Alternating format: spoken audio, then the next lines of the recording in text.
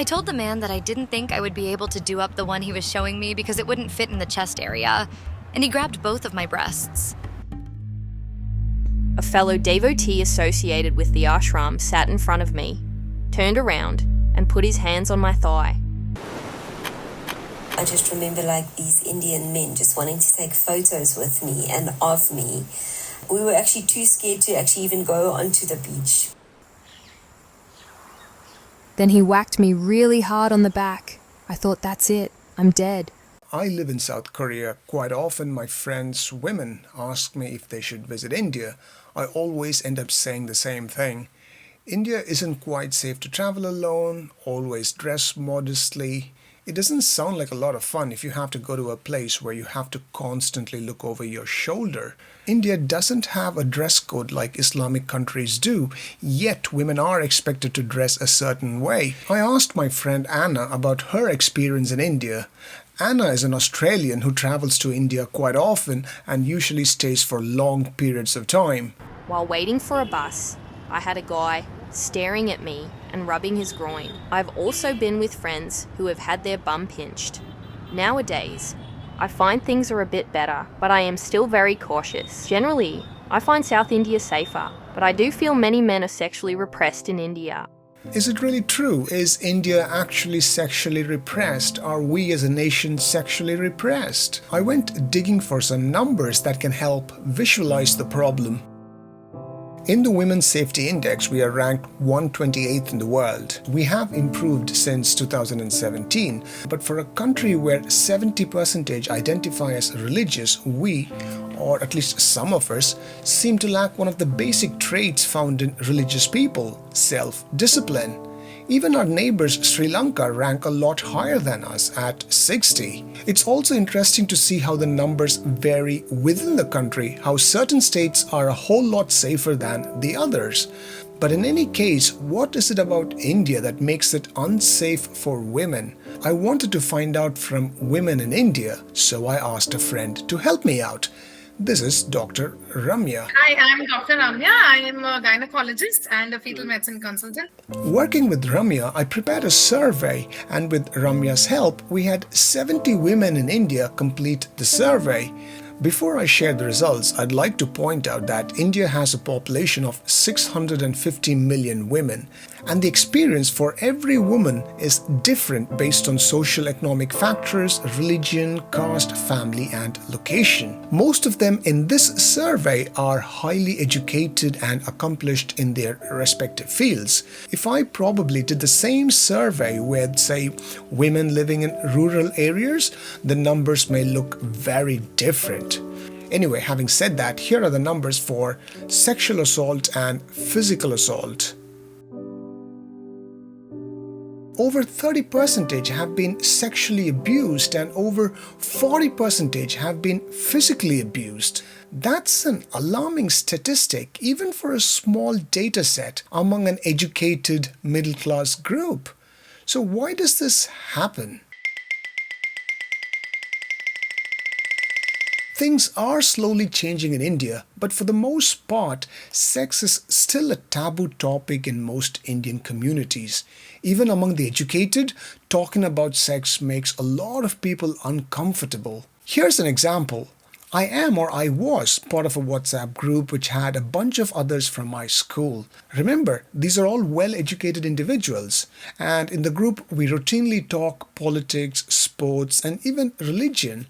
Recently, a doctor in Kolkata had been sexually assaulted and murdered, so I brought up the topic of sex education for discussion. The first reply I got was this. For those of you who are as confused as I was, the book this reply is talking about is a picture book released by the German government aimed at parents with children who lived in a red light district in Germany. It wasn't aimed at children promoting prostitution as this post claims. It was meant to serve as an educational resource material for parents when children have questions, which they always do. So what this person said was that talking about sex education will eventually lead to encouraging prostitution. I pointed out that kids have questions about the changes their bodies go through, questions about sex, about masturbation, to which he replied, Sex education does not mean teaching kids the different sex positions or the top 10 places to masturbate at. Part of sex education is about teaching children about the changes their bodies go through, about consent, about respect for the person they're dating, about taking responsibilities for their actions, and not making them feel guilty about the questions they have. But the moment people hear the word sex, a lot of people seem to freak out, and this group was no different. There was another person on the WhatsApp group who actually suggested that India was a lot safer for women and these topics were unnecessary. I was eventually asked to stop talking about this and leave the group, but I feel what I experienced is pretty common in social circles in India. I do admit that a single WhatsApp group isn't reflective of 1.4 billion Indians, but there is almost little to no sex education happening in India.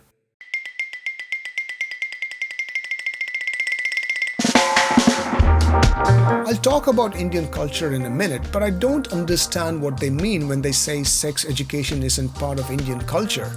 Don't Indian children go through puberty? Don't Indian children masturbate? Don't Indians have sex before marriage? I asked Dr. Ramya about this. Clearly, the demarcation still exists, and in the lower class, the sexual repression is at the maximum still, and the sexual education isn't happening. And people are actually, that is where I'm seeing a lot of unmarried pregnancies or unwanted pregnancies in the lower social class. And the middle class, at least I can see a definite change where people, the parents are becoming more opened out because the parents have been educated. I don't think the father or mother sit a child down and have the talk with them. But I think schools, there is a structure which is being followed in the middle class and the middle class schools. Whereas the upper class, which is the celebrities and the film stars and the business people, I think there it is the other way around. Like anything is being allowed and anything is okay. Replacing sex education with yoga is like wearing a helmet instead of a condom because you want to practice safe sex. If grown-ups don't talk to children, they'll end up looking elsewhere. And more often than not, it will end up with them turning to porn and have unhealthy expectations and views towards sex. If I'm honest, I didn't have anyone to talk to growing up. I grew up in a strictly religious environment and it deeply affected me growing up. We were beaten like animals at school merely for talking to girls. The Taliban would have been proud of our school.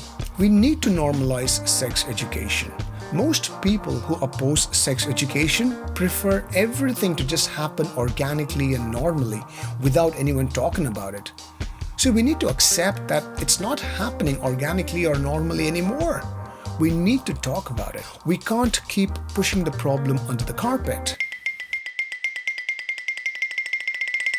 There are literally thousands of carvings in temples out in the open, with women and men in various sexual positions. Rather than me trying to explain it, let me quote this website, which frankly does a better job of explaining. Hinduism states about the human goals, which consist of 4 elements, namely dharma, kama, artha, and moksha. Kama is the sexual art depicted on the walls in order to educate teenagers about sex through visuals. There. These sexual carvings are meant to be a tool for us to educate teenagers. But somehow, somewhere along the line, we've become uptight and embarrassed that we think talking about sex is dirty. Most religions, Hinduism, Islam, Christianity, oppose premarital sex, masturbation, or any kind of sexual pleasure. The idea is that you're supposed to control and suppress all your feelings. As a non-religious person, I don't agree with the idea of expecting everyone to live like monks till the day they get married. You end up creating a pressurized situation where you're expecting humans full of emotions, hormones, and urges to bottle all those feelings and keep them contained till the day they get married. I believe this is unhealthy, but I also know how deeply important religion is for many people. So if you are going to impose strict rules on your children based on your religion, that's your right. But in which case, talk to them. Don't let them suffer in silence. Children need guidance. Don't just say no. Explain why. Explain what the alternatives are.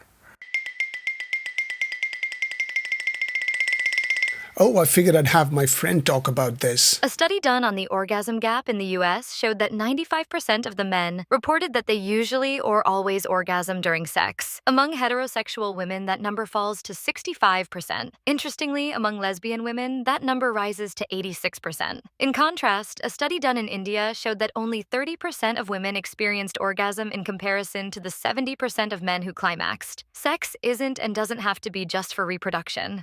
Is a lack of sex education the reason? Is patriarchy the reason? Or are there other reasons? I honestly don't know. But what I do know is that there is nothing to be ashamed of when talking about sex.